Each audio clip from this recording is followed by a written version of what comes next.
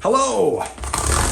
The MacBook has just arrived, and being in New Zealand we get these quicker than most places in the world, so I thought I would do an unboxing, because I did this back in 2015 when my current MacBook came out. And I'm not really doing it for anyone but myself. I actually quite like going back and watching videos of me unboxing new stuff. So I went with the 16-inch M1 Max.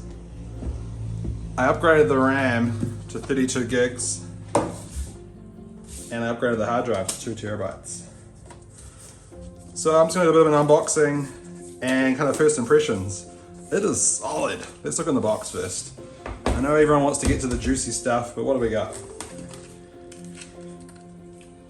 Information, probably a couple of stickers. Apple loves to give stickers.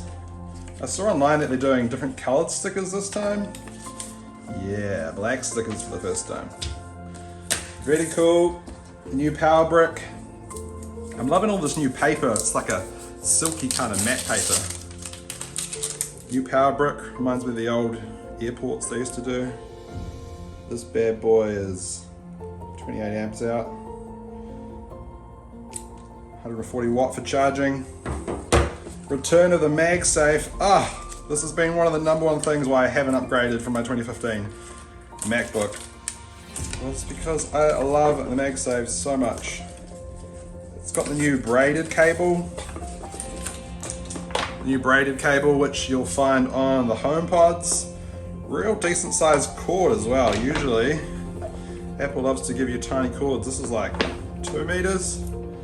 USB-C on one end, the new MagSafe 3 on the other. And that's it. So let's get to the good stuff. The MacBook Pro itself. I'm really loving this like papery, it's like baking paper.